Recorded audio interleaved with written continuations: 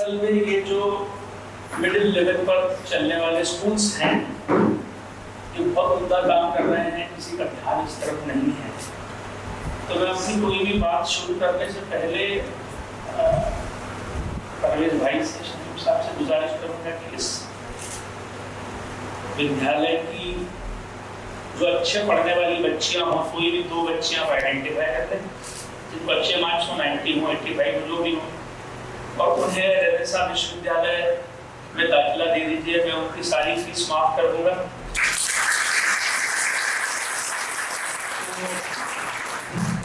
जीवन तो इसी तरह बढ़ता रहेगा। हम जहाँ भी जाएं, जहाँ हमें लगे कि लोग अच्छा काम कर रहे हैं, थोड़ी बहुत आपूर्ति जेब में हम भी दे दें तो हिसाब किताब बराबर होता रहेगा। न चाहते हुए बहुत लोगों का मन तो हम दुखाई देते हैं।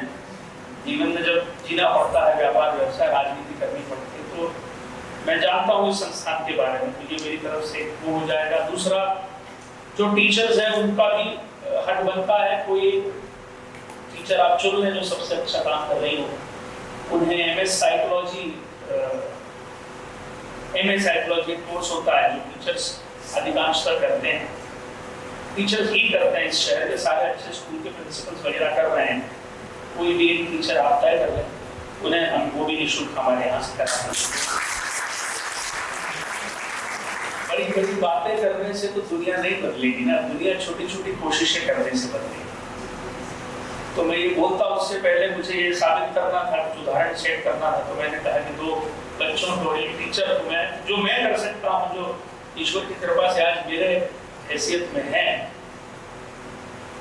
वो करके मुझे अपनी बात शुरू करना चाहिए। और परवेज भाई को मैं बहुत सालों से जानता हूँ, मेरे दोस्त रहे हैं और पूरी हमारी यात्रा इन्होंने देखी और बहुत अच्छी भावनाएं हैं इनकी मेरे प्रति। तो उन सबको ध्यान में रखते हुए 2 स्टूडेंट्स और 1 टीचर्स जो आपको ठीक दिखा। कैपेसिटी बिल्डिंग इन टीचर्स, शिक्षकों पर आज मुझे बोलना है कैसे शिक्षक अपना काम बेहतर कर सकते हैं। इस बात पर हमें आज बात करनी है। तो हम सबसे पहले शुरू करते हैं कि एक बहुत ही सिद्ध योगी था, संत था, उसका एक बहुत ही सिद्ध शिष्य था। मतलब जो गुरु था वो भी बहुत सिद्ध था, और उसने समझाकर, पढ़ाकर, जीवन दर्शन का ज्ञान देकर, धर्म का ज्ञान देकर अपने शिष्य को भी बहुत काबिल बना दिया। अब शिष्य को एक आमंत्रण आया कि अमेरिका जाना है और विश्व बंधुत्व और प्रेम पर बोलना है। हालांकि आप समझ रहे हो ये कहानी किन 2 लोगों की है। तो आमंत्रण मिला तो शिष्य गुरु के पास आया, कहने लगा कि मुझे विश्व बंधुत्व और प्रेम पर बोलना है और आपका आशीर्वाद लेने आया। मुझे आशीर्वाद दीजिए कि मैं विश्व बंधुत्व और प्रेम पर बोल सकूं। तो जो उनके सिद्ध गुरु थे उन्होंने कहा कि किचन में थे, उसमें कुछ बना रहे थे, अपने हाथ से अपना खाना बना। उन्होंने कहा अच्छा हाँ बात करते हैं, पहले काम करो, जरा वहाँ जो चाकू पड़ा है सब्जी काटने वाला वो मुझे दो, मुझे सब्जियां काटनी है, तुम पास खड़े हो, वो चाकू आप मुझे दे दो, तो सब्जियां काट लेता हूँ, यही 2 मिनट बात कर लेते हैं, फिर चलते हैं बाहर आराम से बात करते हैं, जरा मुझे ला के। तो शिष्य ने जो है वो चाकू उठाया,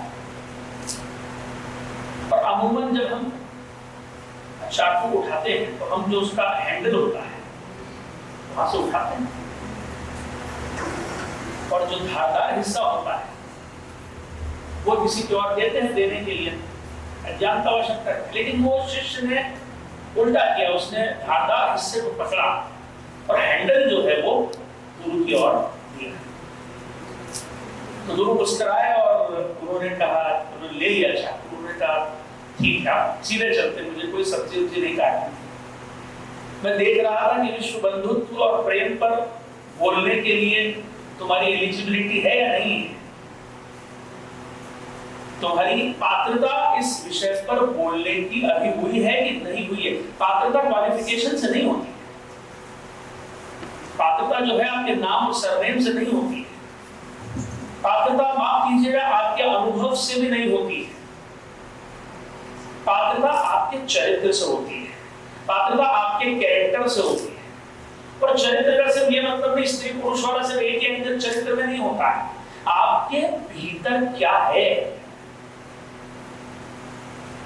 और वो भीतर से सतह पर क्या आ रहा है। हिंदी में दो शब्द होते हैं, चरित्र और शील। कैरेक्टर अंग्रेजी में हम कहते हैं, पर हिंदी बहुत अद्भुत भाषा है, उर्दू बहुत भी अद्भुत भाषा है। कैरेक्टर के दो अर्थ होते हैं हिंदी में, चरित्र और शील। शील is what blooms from inside. Character तो फिर भी आप थोड़ा अभिनय कर सकते हैं, जो कैरेक्टर अंग्रेजी शब्द है, लैटिन भाषा से लिया गया है, उसका मतलब होता है मास, उठौटा। पर शील is what blooms from inside. जो भीतर से उन्मुख होकर बाहर आता है वो है आपका शील। आपके भीतर क्या है उससे आपकी पात्रता जो है वो तय होती है। तो गुरु ने शिष्य की पात्रता देखी विश्व बंधुत्व और प्रेम पर बोलने से पहले। और मैं यहीं से अपनी बात शुरू करना चाहता हूं, क्योंकि ऐसा मैं अज्यूम कर रहा हूं कि आप सब टीचर्स हैं। सबसे पहली बेसिक क्वालिफिकेशन टीचर होने की क्या होती है, हम बातचीत करते रहेंगे, आप लोग अगर बुरा ना माने तो। टीचर होने की सबसे पहली क्वालिफिकेशन क्या होती है? सबसे पहली पात्रता शिक्षक होने की क्या होती है? एक गुण बताइए बस। विनम्र होना चाहिए। विनम्रता। और कोई बोलना चाहिए? बोलिए बोलिए, हम बड़े अनौपचारिक बात कर रहे हैं, हम अभी हंसे के भी कुछ चिंता नहीं। बोलिए। ऑनेस्टी होना चाहिए, एजुकेटेड होना चाहिए, शालीन होना चाहिए, ग्रेसफुल होना चाहिए जी, सीखना और सिखाना, सीखने की प्रवृत्ति, जिज्ञासु होना चाहिए, हाँ जी, इंटरैक्टिव कम्युनिकेशन अच्छा होना चाहिए, कम्युनिकेशन धैर्यवान होना चाहिए, पेशेंस होना चाहिए, वाकई होना चाहिए। मैं दौड़ के बच्चों के हिसाब से बहुत होना चाहिए। आप सभी ने सच बोला, लेकिन सही बोला, ये सब गुण तो टीचर को होना ही चाहिए। लेकिन जो सबसे पहला एलिमेंट टीचर को होना चाहिए, उसके भीतर का एक हिस्सा 10% ही सही, वो सेल्फलेस होना चाहिए। सेल्फलेस। अगर आपके हृदय का एक हिस्सा निस्वार्थ भाव से भरा हुआ नहीं है तो माफ कीजिए, आप शिक्षक कभी नहीं बन सकते। हम आपको बीएड करा दें, एमएस साइकोलॉजी करा दें, एमएड करा दें, पीएचडी करा दें। मैंने इस शहर में ऐसे लोग देखे जिनके पास 4 पीएचडी है। कितनी? 4। तो इतना छोटा हृदय है, इतना संकुचित हृदय है कि हार्ट है कि मिनिएचर है यही समझ में नहीं आता। मुझे लगता हार्ट है नहीं, सिर्फ वॉल भी है, वॉल होता है। ऐसे लोग देखे मैंने, 4 शोध पत्र लिख चुके हैं, 4 पीएचडी कर चुके हैं, लेकिन दिल इतना छोटा सा।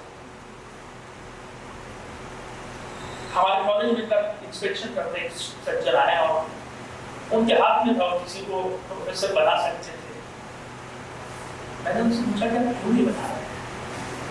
उन्होंने अभी तक की यूनिवर्सिटी के इतिहास में सिर्फ 2 लोग प्रोफेसर बन पाए हैं इन क्वालिफिकेशन से साथ, एक तो वो थे और एक मैं, तीसरा आज तक कोई नहीं बन पाया। मैंने बोला ये जो व्यक्ति है ये बहुत अच्छा टीचर है, बहुत अच्छा इंसान है और क्वालिफिकेशन है, एपीआई इंडेक्स सब तो है जो आपको चाहिए, वो सब है, फिर आप क्यों नहीं बनाए? नहीं, अभी तक सिर्फ 2 बन पाए हैं और हम लोगों ने सब तय किया यूनिवर्सिटी में जब ऐसे ही किसी को प्रोफेसर नहीं बनाए। मैंने कहा नहीं, ऐसे ही नहीं बनाएंगे मतलब कोई नियम हो जिसके तहत आप नहीं बना रहे हैं वो मुझे बता दीजिए।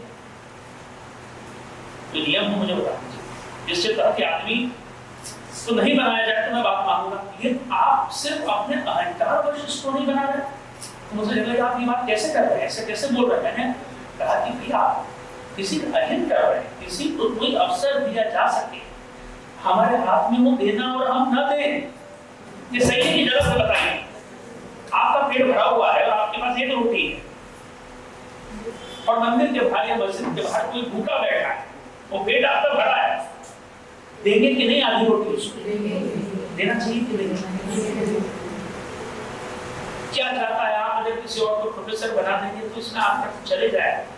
उन्होंने नहीं बनाया, आप मैं भी उम्र में कम था, अभी तो मैं 45 साल का और इन दिनों में 28-30 साल का हुआ करता था। आक्रोश का गुस्सा था अगर मैंने वो जो आए थे करने, उनकी माफ करूंगा सर, आप सीनियर हैं, आपके सामने ये बात कर रहा हूँ, वो जो लेटर लेके आए थे कॉलेज कोड 28 कहते हैं कॉलेज की दुनिया में उसको, मैंने वो लेटर लिया और उनके सामने पढ़ दिया वो लेटर। उन्होंने कहा आपने क्या किया? मैंने कहा ये मैंने ये किया कि मेरे हिसाब से आप इस कमेटी के चेयरमैन बनने के पात्र नहीं हैं। तो उन्होंने कहा आप बिल्कुल गैर कानूनी काम कर रहे हैं। मैंने कहा no, this is a minorities college and in minorities college the representative of minority governing board becomes chairman and I am a Jain and I am also a minority. ये देखिए आयोग का जजमेंट। तो मैंने आपका नियुक्ति पत्र ही समाप्त कर दिया। मैंने ऐसा किया, मुझे ऐसा नहीं करना चाहिए था। आपने कहा आदमी को विनम्र होना चाहिए, लेकिन मुझसे सहन नहीं हुआ।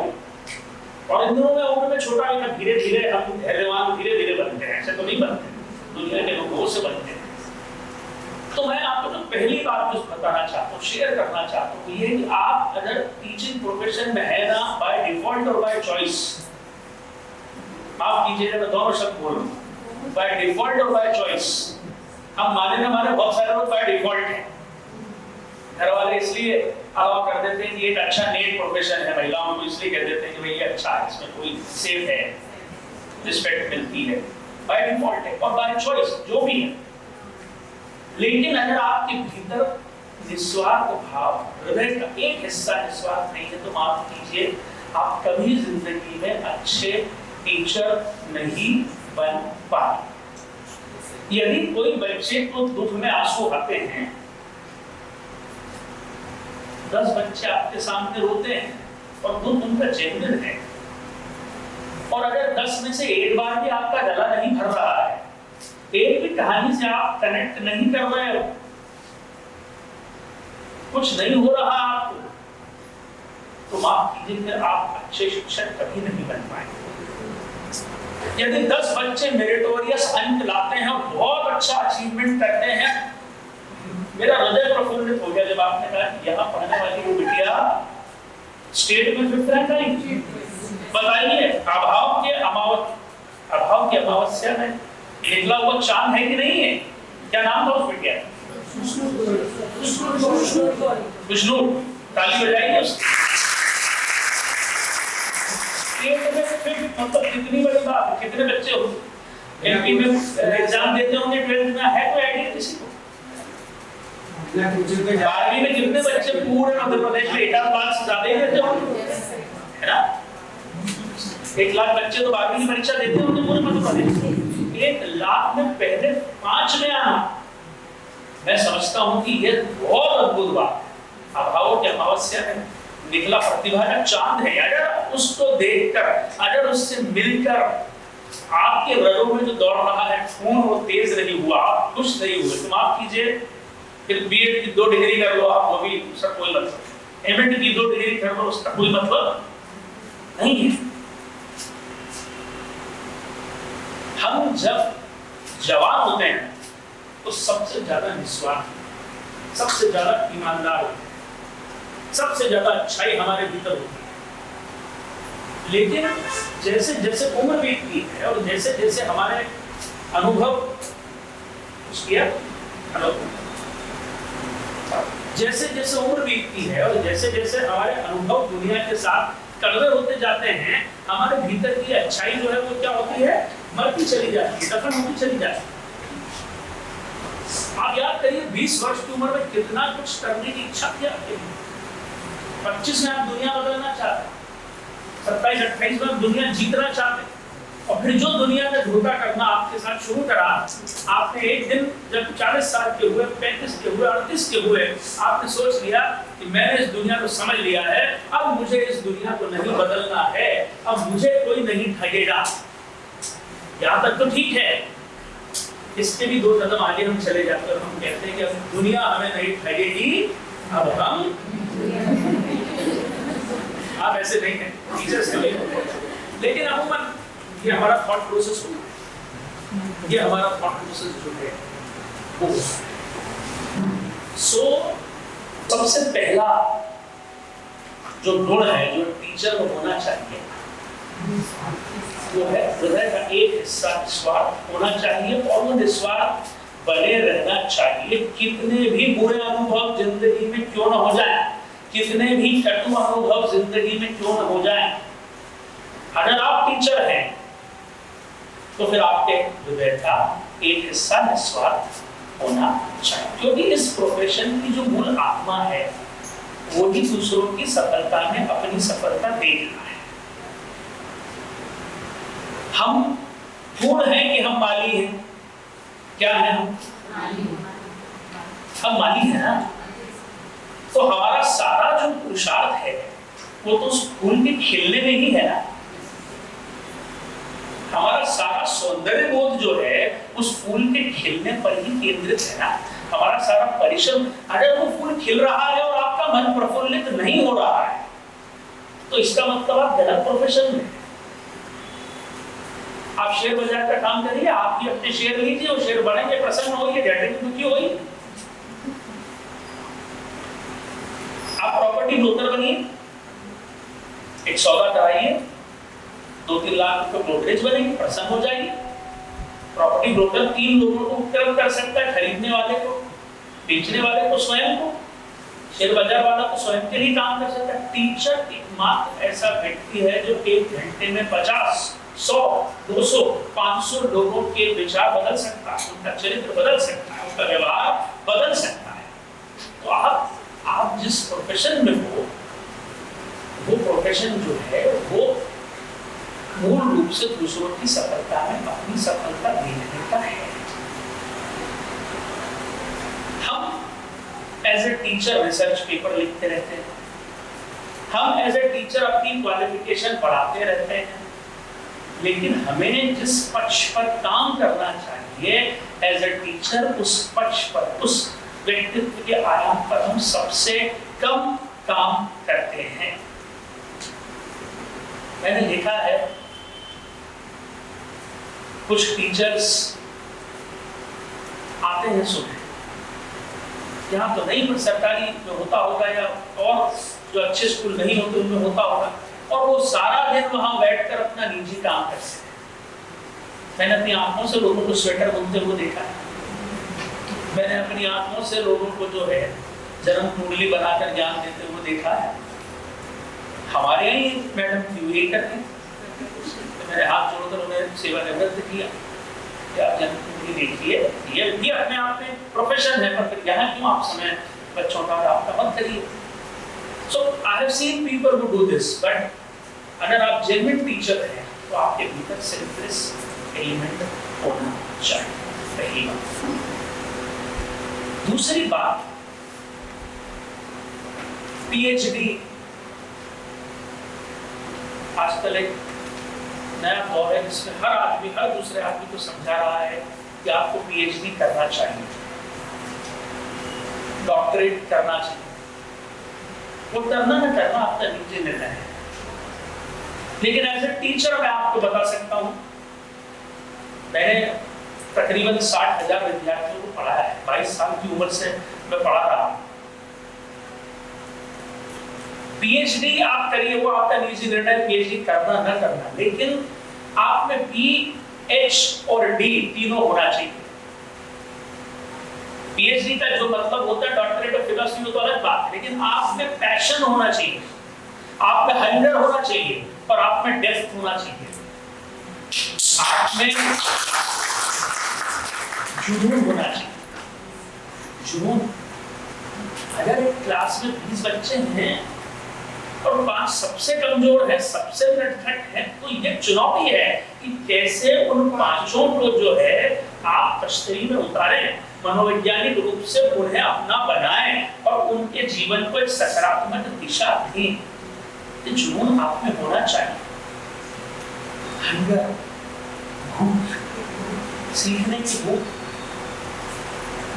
असल शिक्षक वही हो सकता है जो पूरा जीवन विद्यार्थी बना रहे, जिसका विद्यार्थी काल कभी समाप्त न हो, वही असल टीचर हो सकता है। जिसका छात्र जीवन कभी समाप्त न हो, वही अच्छा टीचर हो सकता है। जो लगातार पढ़ते रहता है, सीखते रहता है। और पढ़ने का मतलब कोर्स की किताब नहीं है। पढ़ने का मतलब BEd, MEd, DEd, PhD, MS psychology, MS, ये नहीं है। आपने अपने संकाय, अपने विषय के भीतर इस जीवन में क्या पढ़ा है, क्या पढ़ा है? नए बच्चे कुछ दिख रहे हैं मुझे यहाँ पर, कम उम्र के बच्चे दिख रहे हैं। आपके लिए बहुत जरूरी है कि आप कुछ और भी पढ़ें। It is very important for you to read books. TT. Rangarajan को पढ़िए, अपरिचित पत्र उनकी बहुत अच्छी किताब है। तो नए दौर के बच्चे मुझे दिख रहे, पढ़िए प्लीज अपरिचित पत्र। जग्गी वासुदेव जी की पढ़िए, इनर इंजीनियरिंग। ये अच्छी किताबें हैं, जीवन के प्रति आपके नजरिए को बदल देगी। बहुत ही अद्भुत किताब है, ऑटोबायोग्राफी ऑफ योगी पढ़िए। पढ़िए महात्मा गांधी को, पढ़िए स्वामी विवेकानंद को, या आपके अब्दुल कलाम साहब की जीवनी पढ़िए, विंग्स ऑफ फायर। वो आपके जीवन को बदल देगी। कैसे एक नाविक का बेटा बनता है इस देश का राष्ट्रपति। पढ़िए, जानिए लोगों के बारे में। पैशन, हंगर, सीखने, और डेप्थ। डेप्थ का मतलब क्या होता है? What is meaning of depth? गहराई का क्या मतलब? गहराई का मतलब होता है बहुत सारी जगह आपको लेट गो करना चाहिए। लेट गो मतलब समझता है, धैर्य की बात कही गई है। जरूरी नहीं है कि हर बात पर रिएक्शन दिया जाए। कब रिएक्शन दिया जाए, कब रिस्पॉन्स दिया जाए, चुनाव करने का विषय, चयन करने का विषय। जरूरी नहीं है कि कोई हमारे बारे में दुर्भावना रखता है तो पलटकर हम भी उसके बारे में दुर्भावना रखें। जरूरी नहीं है कि हम हर व्यक्ति से प्रतिस्पर्धा करें। सबकी यात्राएं अलग अलग है। किसी बच्चे के माता पिता ने हमसे थोड़ी सी टेढ़ी बात कर ली तो क्या उस बच्चे के प्रति हमारा नजरिया बदल जाता है? एक बच्चे को मान लीजिए स्कूल में चोट लग गई, माता पिता हैं, वो भी नासमझ होते हैं। माता पिता बनने के लिए एंट्रेंस एग्जाम थोड़ी देनी पड़ती है। पिता बनने के लिए इस देश में, माँ बनने के देश में कोई एंट्रेंस की परीक्षा नहीं, कोई भी बन सकता है। हो जाते हैं बेचारे, उनको समझ ही नहीं है, बच्चे सुलझ जाती है, वो आके टीचर से लड़ने लग जाता है। क्या उसके बाद हमारे मन में बच्चों के प्रति, उस बच्चे के प्रति दुर्भावना आनी चाहिए? कभी नहीं। मैंने देखा है कि लोग उन बच्चों के इंटरनल मार्क्स में अपनी कलम चला देते हैं। ये करना चाहिए कि नहीं करना चाहिए? कभी नहीं करना। उस बच्चे को आप उस दुर्भावना का शिकार मत बनाइए। उन्हें भी माफ कर दीजिए, बड़ी मत पेरेंट्स को भी, क्योंकि देखिए कोई नासमझ है, इसमें उसका दोष नहीं है। मूर्खता परमात्मा का प्रयोजन है। किसका प्रयोजन है? परमात्मा का। मूर्खता व्यक्ति का प्रयोजन है। तो नाराज हमें किस पे होना चाहिए? मूर्खता पर कि धूर्तता पर? मूर्खता पे नहीं होना चाहिए। इसका मतलब है डेप्थ, इसका मतलब है गहराई। आप बिल्कुल चिंता मत करिए, कोई नई लाइट आएगी, नई आवाज आएगी तो हम निर्बाध है उसे चलते रहेंगे, तो नहीं। सो पी एच और डी, पैशन, हंगर और तीसरी और सबसे इंपॉर्टेंट चीज आप में, हमने गहराई पर बात करी, थोड़ी सी बात उस पर और करना चाहता हूं। देखिए फिजिक्स का नियम है, बहुत कोई फिजिक्स का टीचर है? जी सर। कौन है? जी सर। सर फिजिक्स का एक नियम होता है, मैग्नेट क्यों अट्रैक्ट करता है लोहे को अपनी तरफ? It is a property of, क्योंकि उसके जो डोमेन्स रहते हैं हाँ। वो डोमेन्स अपोजिट पोलैरिटी को अट्रैक्ट करते हैं। और उसमें क्या ज्यादा होती है? Density, right? ये जो फिजिक्स का भौतिकी का नियम है ना, जिसमें घनत्व होता है उसमें अपने आप गुरुत्वाकर्षण होता है। घनत्व होता है तो गुरुत्वाकर्षण, डेंसिटी होती है तो ग्रेविटी होती है। आप मेरी बात समझ रहे हैं? तो हमें कोशिश करना चाहिए, क्योंकि हम टीचर हैं, वो सब काम करना चाहिए जिससे हमारे भीतर का घनत्व बढ़े। मैं आपको छोटी छोटी एक्सरसाइजेस बता सकता हूं। जैसे एक करण कुशवाहा करके लड़का है, वो नेत्रहीन बच्चों के लिए पेपर राइटर अरेंज करता है। पेपर राइटर होते, तो वो मुझसे जुड़ा था, मेरा विद्यार्थी था। तो एक दिन मैंने भी कहा कि आज मैं नेत्रहीन बच्चे का पेपर लिखना चाहता हूं।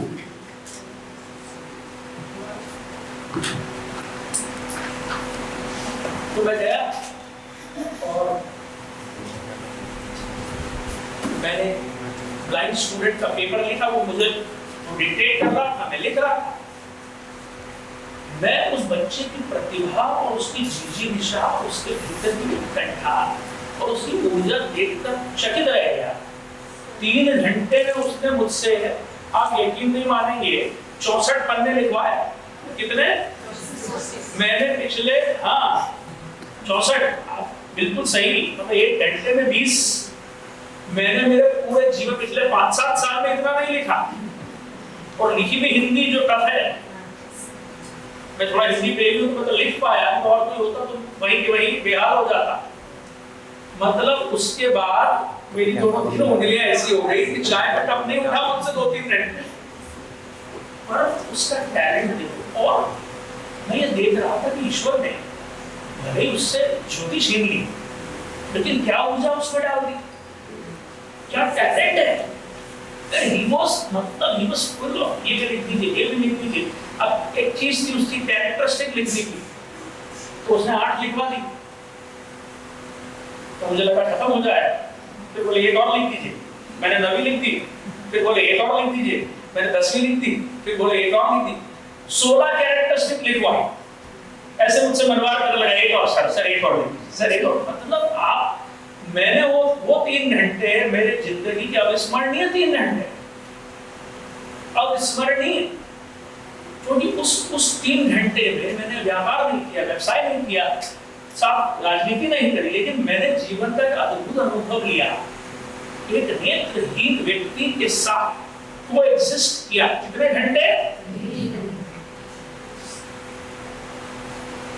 और मुझे लगा कि इस अनुभव से मेरे भीतर की गहराई जो है उसमें वृद्धि। तो जीवन के ऐसे बहुत सारे अनुभव हैं। जैसे एक ये काम है, कुछ जगहें ऐसी होती हैं जहां ऊर्जा ही डिफरेंट होती है। यकीन मानिए, मैं तो आपसे उम्र में बहुत सारे लोगों से छोटा हूं, लेकिन एक बात को आप मानिए कि कुछ जगहें ऐसी होती है जहां ऊर्जा सामान्य से ज्यादा होती है। वो हमारे मंदिर हो सकते हैं, वो हमारे मस्जिद हो सकते हैं, वो हमारे गुरुद्वारे हो सकते हैं, वो किसी फकीर का आश्रम हो सकता है। आप एक बात सोचिए ना, हमारे दादा दादी नाना नानी याद है आपको सबके? वो घर में किसी एक ही जगह बैठते थे। ये याद कर पा रहे हैं आपकी? नहीं।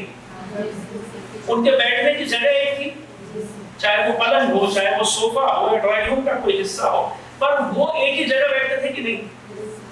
बैठते थे। योगी, सिद्ध पुरुष, महात्मा, साधु, इनके भी बैठने का एक ही जगह होती है कि नहीं? होती है। दादाजी की बात अगर आपको याद हो तो वो अपनी दुकान को कहते थे पेड़ी। पेड़ी शब्द सुना आपने?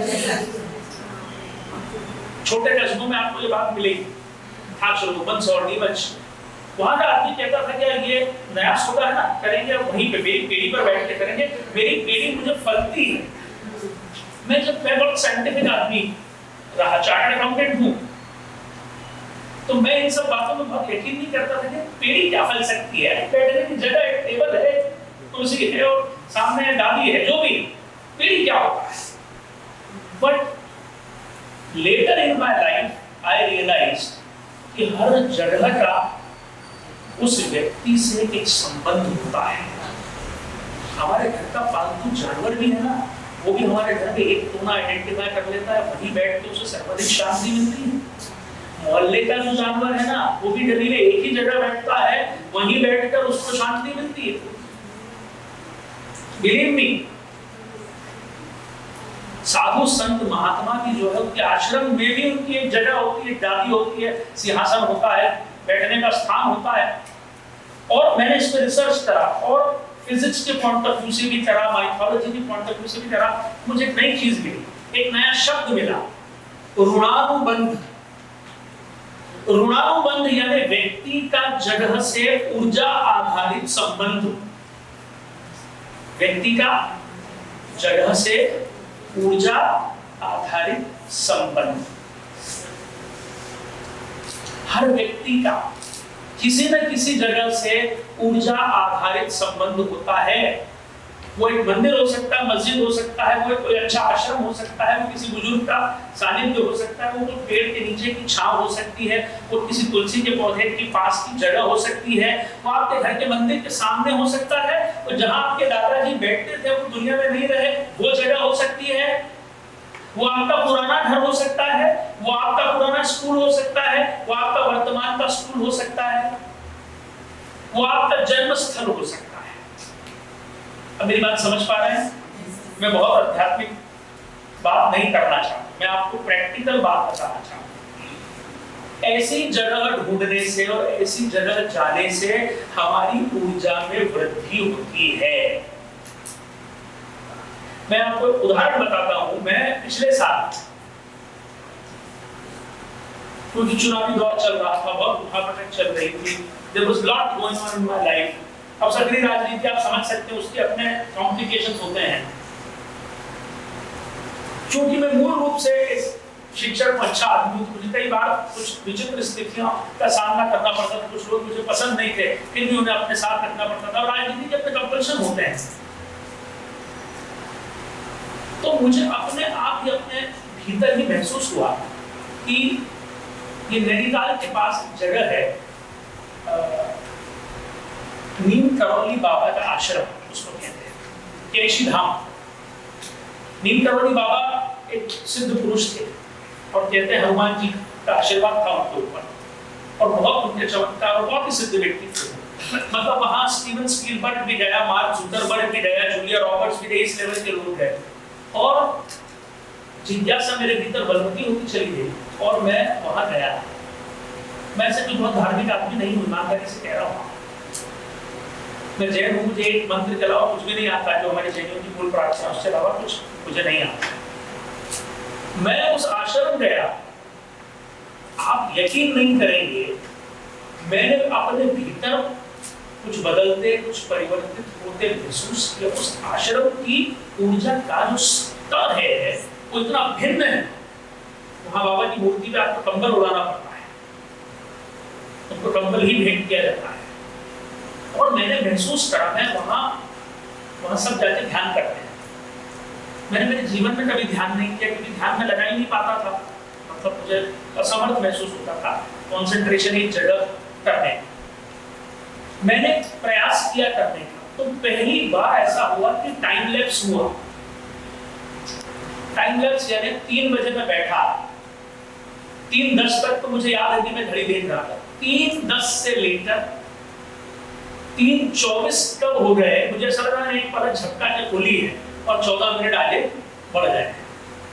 वो 14 मिनट का टाइम लैप्स मेरे जीवन का पहला अनुभव था।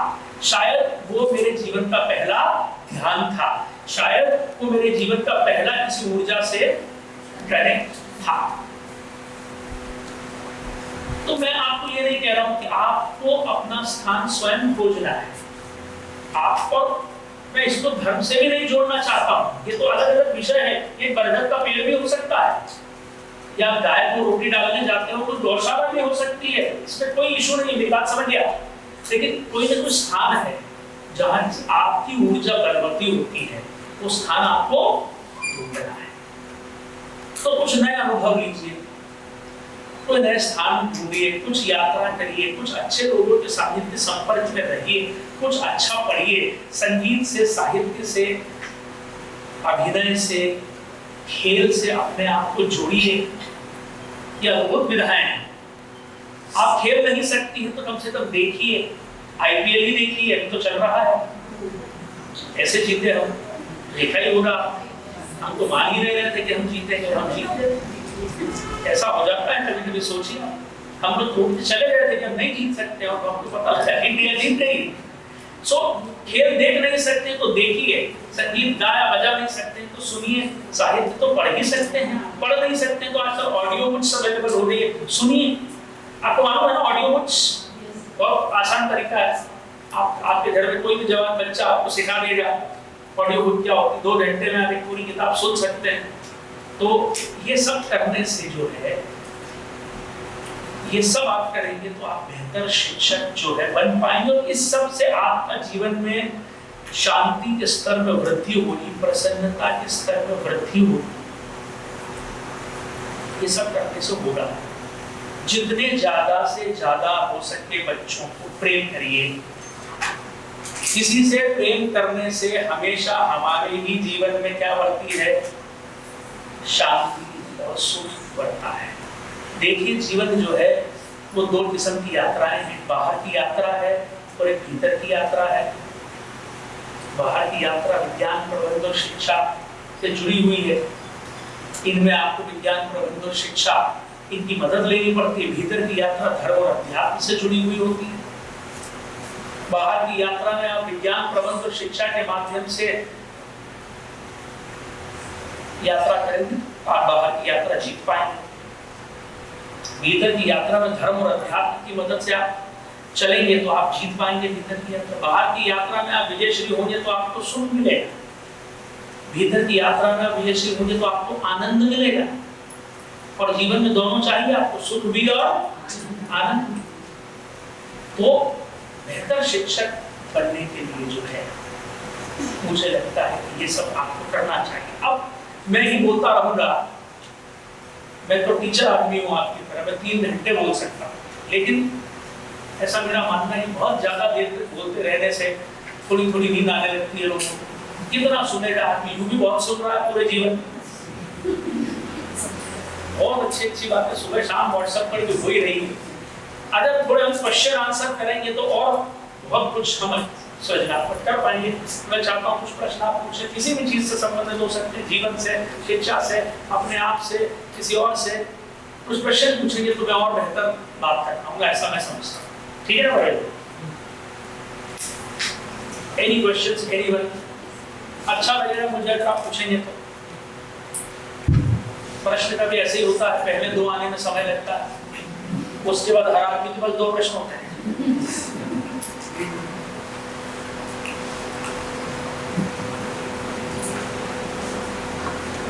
आप लोग को ऐसे आपको साथ पर्सनल लाइफ के बारे में कुछ कुछ भी पूछ, बहुत वाइड किया जाए कहीं मैंने इसके बारे में जी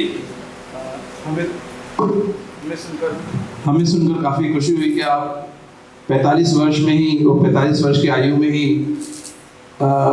इंदौर तो क्या, क्योंकि मैं खुद ही इस फील्ड से काफ़ी समय से हूँ और आपका नाम दुनिया में भी चल रहा है, उसका कोई मूल मंत्र आप बताइए ताकि हम लोगों को भी मार्गदर्शन मिले। देखिए, मूल मंत्र ऐसा है, जो भी हमें चमत्कार या बहुत बड़ी उपलब्धि होती है उसके पीछे बहुत बड़ी तपस्या होती है। ये बीज बोने जैसा है, सफलता की खेती जैसी है। पहले बीज बोना पड़ता है, बीज अंधकार में कट्टे में उस बीज को डालना पड़ता है, सींचना पड़ता है, खाद डालनी पड़ती है। अब बहुत कुछ हवा, पानी, सूर्य की रोशनी पे भी डिपेंड करता है, बाहर के वातावरण में। फिर वो अंकुरित होता है, फिर वो पौधा बनता है, फिर वो और बड़ा होता है, फिर वो पेड़ बनता है, फिर फल और फूल लगते हैं। तो जो दिखते हैं वो फल दिखते हैं, फूल दिखते हैं, सब्जी दिखती है, उसके पीछे का पुरुषार्थ नहीं दिखता। जीवन में 2 चीजें हैं, पुरुषार्थ और कृपा, पुरुषार्थ और पुरुषार्थ दिखता है और कृपा नहीं दिखती। पर ये याद रखिए कि कृपा असीम होती है और पुरुषार्थ की एक सीमा होती है, और आप पुरुषार्थ कर पाते हैं ये भी क्या होती है? कृपा। आप समझे मेरी बात? अगर आप मेहनत कर पा रहे हैं ये भी भगवान चाहता है इसलिए आप कर पा रहे हैं, ऊपर वाला चाहता है इसलिए आप कर पा रहे हैं, तो नहीं कर पाते। अगर आप यहाँ बैठे हैं मैं आपसे बात कर रहा हूँ, ये डेस्टाइन्ड है सर, आप मानते हैं नहीं? भले आप लोगों का एफर्ट है, भले इन लोगों का एफर्ट है, लेकिन ये भी प्रारब्ध है। तो पुरुषार्थ हम कर पाते हैं ये भी कृपा है, लेकिन पुरुषार्थ सीमित होता है, कृपा असीम। और भी कोई पूछना चाहे तो पूछ सकते हैं। पूछे पूछे, आप ही पूछे, मुझे क्यों बोल रही हैं? क्या नाम है आपका? जी सर आपने जो बताया कि जो क्या विषय पढ़ा दिया? मदर टीचर क्या करती है स्कूल में? LKG all subject. जी पूछिए। सर मैं आपसे ये पूछने जा रही थी, जो आपने बताया कि जो ऊर्जा का एक जगह कुछ होता है तो वो चीज वो आपने भी महसूस करा? महसूस करी है सर। बताइए, सबको बताइए, कहाँ आप गई तो आपने महसूस करा? मुझे तो ज्यादातर स्कूल में भी ये चीज होती है, प्लस घर पे भी होती है। जैसे मेरा कुछ भी खाने का मन हो रहा है और अवेलेबल नहीं है, लेकिन 1 घंटा आधे घंटे में वो चीज मेरे साथ होती है। तो वैसी ले तो हमें भी बताइए, हम भी हमें पास्ता खाने का मन करेगा, आप घर से चाय पीते हुए निकल जाएंगे। घंटे भर में पास्ता, घंटे भर में तो इंदौर में लोग डिलीवरी नहीं दे पा रहे हैं। अच्छी बात है, अगर आपको जो दोनों जगह महसूस हुआ है तो इसका मतलब आप भी बड़ी सघन हैं, और अच्छी बात है अगर स्कूल में भी हो रहा है। वैसे होता है, एजुकेशन इंस्टीट्यूशंस में भी पॉजिटिव एनर्जी बिल्ड होती चली जाती है। अगर वहाँ पर ईमानदारी से काम हो रहा है तो अच्छी बात है।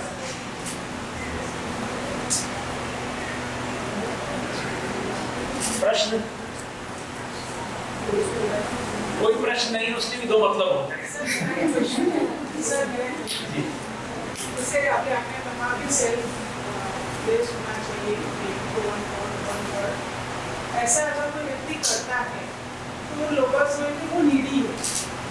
अगर सेल्फ बेस्ड पे कोई वर्क कर रहा है तो लोग समझते वो नीडी है, इसलिए वो वर्क कर रहा है। तो ये जो सोच है, इस सोच की क्या मायने? देखिए, सेल्फलेस होना मतलब निस्वार्थ होना है। निस्वार्थ। तो अगर आप निस्वार्थ भाव से किसी के लिए कुछ कर रहे हो तो आपको जरूरतमंद क्यों समझाया? लोग समझते हैं वो जो ऐसा सोच रहा है वो बहुत ही घटिया इंसान है, धूर्त है, स्वार्थी है, उसे सोचने दीजिए। किसी के कुछ भी हमारे बारे में सोचने से हमारे जीवन पे कोई असर नहीं पड़ता। कोई भी अगरबत्ती लगा ले कि हमें बुखार हो जाए तो होगा क्या? नहीं होगा। अगर ये व्यवस्था होती इस दुनिया में तो पूरी दुनिया बुखार में रहती। आप तो शुरुआत करिए, आप तो करो और बढ़ाते जाओ उस हिस्से। ऐसा होता है, ये जो सोच है लोगों की, उसके हिसाब से हम अपने आप में डोमिनेट हो जाते हैं। डोमिनेट हो जाते हैं। नहीं, मेरा कहना है हमें निस्वार्थ होना है। ये किसी दूसरे को बताने के लिए नहीं होना है, ये तो स्वयं का स्वयं से संवाद है। किसी को पता भी न चले, ये इसकी सबसे बड़ी खूबसूरती है। अगर आपने कुछ बहुत ही निस्वार्थ किया है तो किसी को मत बताइए। अपनी माँ को बता दीजिए, चलिए इतनी छूट दे देनी चाहिए। माता पिता, हस्बैंड, बच्चे को एडजस्ट कर देना चाहिए, उनको तो हमारा परिवार ही होते हैं। उनमें से भी किसी एक शख्स को बता दीजिए जो आपके सबसे नजदीक हो। लेकिन और वो भी समझाएगा कि तुम मत करो, कोई मतलब नहीं ये सब करने का, तो बात नहीं माननी। हमें लगातार करते रहना। कि स्वयं का स्वयं से संवाद है, इसमें किसी और को बताने की, दिखाने की, समझाने की कोई आवश्यकता नहीं। आप समझिए ना? और वैसे ही वो जो एनर्जी की आप बात कर रहे थे, हमारे स्कूल में ये एनर्जी बहुत, क्योंकि मुझे 24 ईयर्स हो गए यहाँ पर काम करते। जितना संतुष्टि स्कूल को में देने के बाद बहुत अच्छी बात है, 2 लोगों ने बोल दिया हमें मिलती है। Very good sir. और जैसे सर ने कहा कि ये बहुत कम हम नहीं दे पाते हैं टीचर को, लेकिन उसमें भी इतनी बरकत रहती है कि हम सेटिस्फाइड अरे क्या बात, क्या बात। आपने तो शब्द यूज किया, बरकत। मतलब वो सैलरी जब घर जाती होगी तो अपने आप उसमें वृद्धि हो जाती होगी। उससे जोड़ जोड़ कर आप कोई प्लॉट खरीदेंगे तो वो 4 गुना हो जाए, सोना खरीदेंगे तो उसका भाव बढ़ जाए। या बच्चे आप देखो, एक और बात मैं आपको बताऊं, सोना तो बहुत महंगा हो गया, कोई भी नहीं खरीदेगा, चांदी खरीदेगी कोई कोई फर्क नहीं पड़ता, जो है उसी को मान लीजिए, सोना और चांदी तो सब नजरिए का ही तो फर्क है। एक बात मैंने देखी है, अगर आप बहुत ईमानदारी से बच्चों को पढ़ाएंगे ना, बहुत ईमानदारी, बहुत निस्वार्थ भाव, तो इसमें एक बात की मैं गारंटी दे सकता हूँ कि आपके अपने बच्चों को किसी गॉडफादर की जरूरत हम यहाँ पर इस चीज से सभी टीचर्स बहुत हमारी जो इनकम जितनी भी बहुत मिनिमम सर्विस, लेकिन उसमें बरकत इतनी है वो हमारे बच्चों का आउटपुट देखता है। हमारे ऐसा बच्चे क्या अनुभव है, क्या कर रहे मेरी हैं? बेटी MBBS कर रही है, अरे वाह, क्या नाम है? आसमा खान, और बिटिया का बिटिया का मिसवा MBBS गुलबर्गा कर्नाटक से। डॉक्टर हो जाएगी उनकी बिटिया? सर मेरी हो चुकी है, सर मेरी बेटी हो चुकी है, हो चुकी? मेरी बेटी हो चुकी है। फिर आपको तो सैलरी की जरूरत ही नहीं है। ऐसे बड़ी बोल रही है हमारी सैलरी मतलब- की बरकत Very है, good. मतलब मिनिमम सैलरी होके हमने हमारे बच्चों को पढ़ाया और Excellent. यहाँ की सैलरी, तो ये की बात थी कि सर हम और अनुभव है इस बात से दोनों जलाओ जी। बच्चे डॉक्टर है, कोई इंजीनियर है, जो इंजीनियर है उसकी 20 लाख करेगा। कितने साल से पढ़ा रही हैं? 20 साल। अरे वाह, सर आप बहुत मजबूत काम कर रहे हैं। मैं आपको बधाई देना चाहता हूँ सब लोगों को, परवेज भाई आपको भी और इसके अभी के ट्रस्टी, पुराने ट्रस्टी सभी को।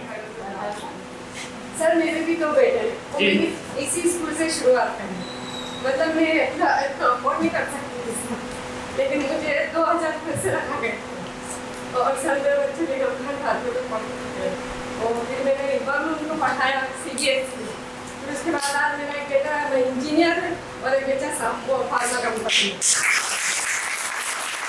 कितने दिन है दोनों बेटे? सर अभी ज्वाइन करके 4.5 लाख का पैकेज है और एक 3.5 लाख। दोनों मिला के कितने हो गए? 8 तो महीने से डिवाइड करो तो कितने हो गए? 75,000। और आपने कितने हजार में शुरुआत करी? 2000। कितने साल हो गए आपको यहाँ? मेरे को 14 साल हो गए। 14 साल। अब आप एक काम करिए, 2-3 साल बाद बच्चों की आमदनी जोड़िएगा और पिछले 14 साल में मान लीजिएगा कि आपको 10,000 से शुरू करे होते तो कितने मिलते? हिसाब बराबर हो जाएगा। ये बात तो सही ये है बरकत। हाँ, बरकत ये बात सही सर। 2000 रुपये महीने में मतलब इतना अल्लाह दे देता था, उसमें फीस भी अफोर्ड कर सकती थी, मैं सब कुछ अफोर्ड कर सकती थी, सब कुछ मतलब अपने आप ही अल्लाह जरिया बनाने सर, वो इसी स्कूल से ही सर मैंने शुरू क्या नाम है आपके बच्चों का? सर एक का मोहम्मद है और एक का मोहम्मद इमरान। आपका नाम क्या है? यास्मीन अंसारी। सर अजीब, अनिस सर अजीब, प्लीज। मेरे पिताजी ने पूरा जीवन, मेरे पिताजी बहुत सज्जन आदमी थे, तो बहुत नेक थे। उन्होंने अपने जीवन में 17-18 लोगों की नौकरियां लगवाई रेफरेंसेस से। तो उनके पार्टनर ने उनके साथ धोखा कर दिया और उन्हें निकाल दिया, पूरी कैपिटल एक दूसरे फर्म में ट्रांसफर कर दी और हम लोग हैंड टू माउथ हो गए। उस वक्त मैंने सीए करना शुरू किया। ईश्वर ने इतनी अनंत कृपा करी, इतनी अनंत कृपा करी कि मेरे पिताजी जो मेरे करियर को लेकर बहुत चिंतित थे, उनकी सारी चिंता जो है वो समाप्त हो गई। जब मैं सीए कर रहा था तो मैंने एक दिन ये जिक्र किया कि यार पापा, मैंने अमेरिका में सीए के बाद अमेरिका में एक पोस्ट ग्रेजुएशन करूँ, अमेरिका जाऊँ और पोस्ट ग्रेजुएशन करूँ। तो पिताजी ने कहा कि यार और पैसे लग जाए। उस जमाने में भी अमेरिका जाके पढ़ने में 10-12 लाख रुपए लगते थे, अब तो 50 लाख लगते हैं। तो बड़ा इतना तो है नहीं अपने पास, तो अपन तो नहीं कर पाएंगे, सीए कर ले तो वही बहुत है। तो मैंने कर लिया, बात आई नहीं। अभी 8 महीने पहले मैंने कैलिफोर्निया में एक नई यूनिवर्सिटी खरीदी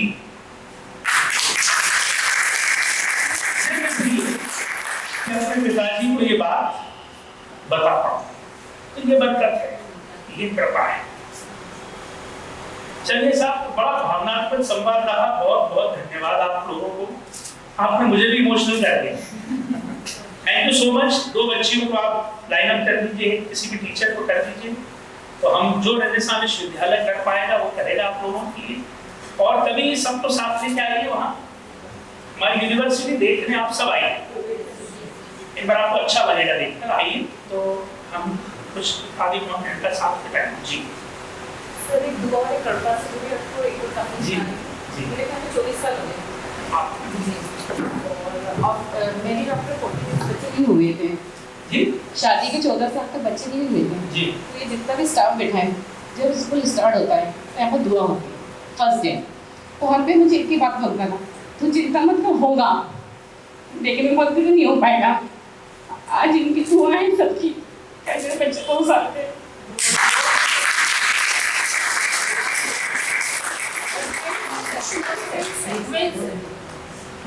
डबल धमाका बोनस। आप सब में इतना प्रेम है, बहुत बड़ी बात, बहुत अच्छी बात। सर यहाँ पर इसलिए फालतू मैंने कभी ये चीज़ नहीं देखी, धर्म से रिलेटेड हम सब एक कभी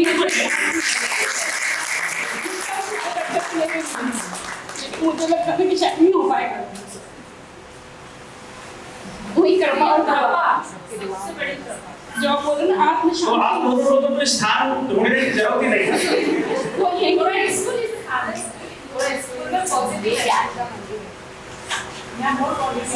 जी थैंक यू सर। इसी कड़ी में मैं जोड़ना चाहूँगी 20 साल हो गए सर, मैं सर कृपा मिश्रा। इसी कड़ी में मैं जोड़ना चाहूँगी 20 साल हो गए सर मुझे काम करते यहाँ पर। ये स्कूल सबसे बड़ा संकटों का साथी है जिसका हमें जीवंत उदाहरण है। मैंने लाइफ में वो सारी चीज़ें देखी जो एक टिपिकल इंडियन वुमेन की लाइफ में होती है। मेरी एक बेटी है, जब वो 12th स्टैंडर्ड में थी और मेरे अपने कुछ पर्सनल रीजंस की वजह से मुझे उसको 11th में CBSE स्कूल से निकाल के एवरी बोर्ड स्कूल में शिफ्ट करना पड़ा। तो उस वक्त जो फैमिली सिचुएशन थी तो फैमिली ने साथ दिया, लेकिन जब बात मेरी बच्ची को 12th बोर्ड में स्कूल में एडमिशन करवाने की आई तो वो भी मैंने अपने पर्सनल एफर्ट से कर लिया, शिफ्ट किया मेरी बेटी को।